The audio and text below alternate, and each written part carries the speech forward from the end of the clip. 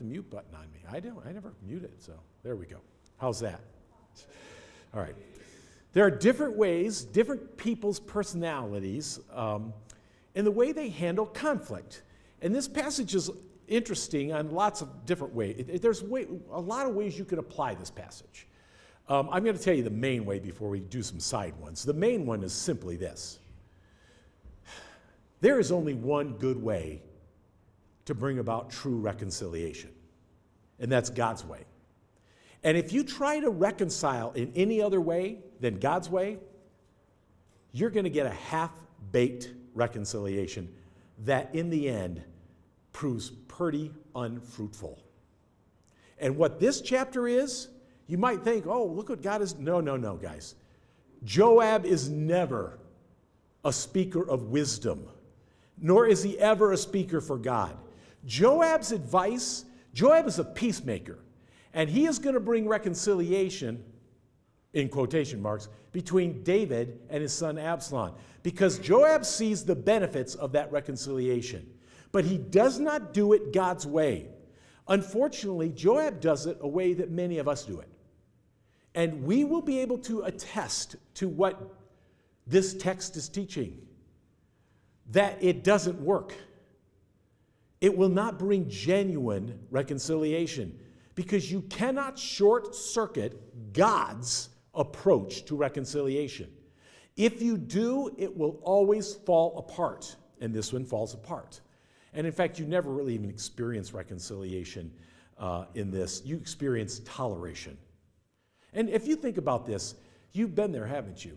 You have had broken relationships with people, and you've tried to work towards reconciliation, or the other person has, but you're not following God's prescription. And what you end up with is, well, I'll endure that person. We can be civil towards one another. We can have peace, but we'll probably kind of avoid one another. You do see that that's exactly what happens in this chapter, right? Absalom comes to Jerusalem, and you stay in your house, and I'll stay in my house, and we'll be good, Absalom. That's not reconciliation, especially between a father and a son. And even Absalom can see that that's not reconciliation. And so we'll come back to that, because that's the main teaching of this passage, and I want us to see what God's formula is for it. We already know it, but what we want to see is how they don't use it. But I want you to see that right off the bat, there are three approaches to conflict in this passage. There is Joab's approach, there is David's approach, and then there is Absalom's approach. And I suspect that most of us can find ourselves in one of these places of approach to conflict. Now, God has his own approach, and maybe I should work that in from the whole chapter. But let's just take a look at these three. Let's start with David. Maybe you're a David. How does David approach conflict? You might think the man who took down Goliath, that his approach to conflict is head on, straight on, doesn't avoid it, not afraid of it at all. Well, like a lot of men, you put them in a war situation, and that is how they approach things. But you put them in a family situation, and they don't approach it that way at all. They approach it just like David does. He ignores it. That is David's approach to conflict. Ignore and avoid. And you see it every time. He never deals with the conflict created by Amnon raping his sister. He pretends, and how many men are like this? They keep their mouth shut, they don't say anything, they avoid the conflict, and they pray that it will just go away. That's exactly how David handles conflict. Does it work? Well, it certainly didn't work for David, because conflicts don't go away that way. They don't go away by us pretending there isn't a conflict, or hoping the person will forget about the conflict, and saying nothing and doing nothing, and just waiting for everything to calm down, and then we can just go on with our lives as if there never was a conflict. Man, even as I hear myself say this, I realize how many people approach conflict that way. That's not a biblical approach to conflict. Then there is Joab. Joab, and strangely in this passage, is probably the closest to a biblical approach to conflict, but he totally messes it up. Joab is a peacemaker. He is not comfortable with people around him being in conflict with one another. So he's got lots of reasons. We have to speculate on some, but some of them, because of we know that he puts the very words into the mouth of this woman from Tekoa, that they are actually Joab's words, so that when you listen to her words carefully, if they're actually Joab's words, we can ascertain exactly what the problem is and why Joab feels like we need to bring some peace to this family. Now, there's things we have to know about Joab. One of the things is this: Joab is utterly faithful to David. He is a very loyal servant. There are times that it's very clear that Joab has the power that he could unseat David as king. That the men will follow Joab. I can think of 2 times. One's we're going to read about in the couple chapters after Absalom is killed, but one time, even before, right after David has Uriah put to death, that it's pretty clear that the armies would follow Joab if he led a revolt against David.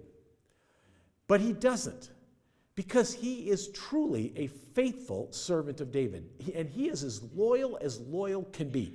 That's a great quality. And we got to give Joab credit for that. So in Joab's loyalty, he really has a focus. And his focus is, I want to do what's best for David. More than anything else, he wants to do what's best for David. That's a good quality. And so when he sees David and Absalom at odds with one another, Joab is that person that says, this is going to end poorly.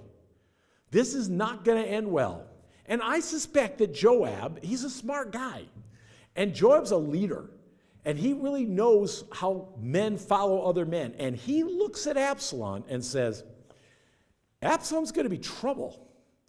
And if you have a prince, a royal prince, who has been exiled to a kingdom that is on our border, it's right on our border, if you alienate that guy for too long, when David grows old and weakens, or when David dies, that guy's going to come back to haunt you. That guy's going to come, and he's going to try to claim this throne, and we're going to have civil war. And there is going to be civil war within the house of David.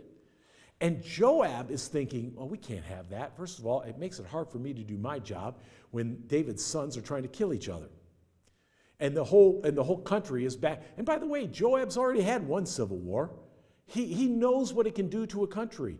He led David's troops against Abner and Saul's troops, or Abner's troops at that time. I guess it was been Ishbosheth, Saul's son, was the one leading that group. And he wants nothing to do with the civil war. So Joab comes along and says, we need a peacemaker here. Well, that's how he handles conflict. He handles conflict by trying to create peace. That's not a bad thing. That's probably the closest we're going to see to a biblical position. But here's Joab's problem. Joab doesn't seek the counsel of God. He doesn't go to Nathan and say, Nathan, we need peace here. I need some help. How does God want to bring about this peace? Joab goes to his own wisdom. He goes to his own ideas. He has an idea of what peace should look like. And this is his problem, he is one of those guys that is so self-confident that he thinks he can accomplish anything. He thinks he can bring these people together. I learned some time ago that I'm a really poor counselor. And how I learned it was this. When I was younger, I was really self-confident that I could solve people's problems. I have yet to solve anybody's problems, including my own. So somewhere along the line, my self-confidence has been shattered when it comes to counseling because I've had zero success. Joab has not got there yet, but he will get there. He still thinks, I have the solution to this problem. I can make this work. I can control these pieces. I can get David and Absalom in the same room. We can work this out. And so he comes up with a scheme and a plan how to do that. But it's not God's plan. And it's not God's way.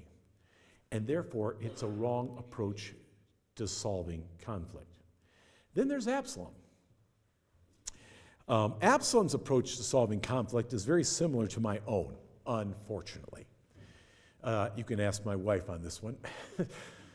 Absalom's approach is this. It's easy to solve conflict when the other side realizes and acknowledges that they are wrong and I am right, the conflict will be resolved. That's Absalom and a little bit of me. And you notice, you see this with Absalom, which is part of the problem here. Absalom is 100% convinced that he is in the right. And guys, I think until you read it carefully, until somebody pushes you a little bit, that almost every guy in this room, if not most of the women in this room, when you read the story the first time, you think he is too, don't you? Amnon raped his sister. What's your first reaction, guys? I'm going to kill him. So when Absalom kills him, you're thinking, good. He deserved it. That's the right thing for him to do. Well, that's what Absalom thinks. And he is absolutely 100% confident that that was the right thing for him to do. It was not the right thing for him to do. Absalom does all kinds of wrong things, even leading up to that. But we've talked a little bit, we'll talk a little bit more why that was the wrong thing to do. But this is a hard sell because I know in our culture, when we read this, we're cheering for Absalom here. And in fact, let me suggest to you that this chapter comes from the fact that so is Israel. Israel thinks he did the right thing. God doesn't think he did the right thing, but Israel thinks he did the right thing. And you can pick this up from the words of the woman. Israel thinks Absalom is the rightful heir to David's throne. That they want Absalom to be the next king. They have already chosen the successor of David, and his name is Absalom. And they've chosen it for a couple of reasons. Let's throw them out there and tell me that these are not the kinds of reasons that would really sell the day if he was running for president in the United States. This man is decisive. This man is not going to be pushed around. And when somebody wrongs him or his family, he strikes back, and he strikes hard. Not only that, we read at the end, he's good looking. I mean, this man has got the greatest hair on the earth that even women wish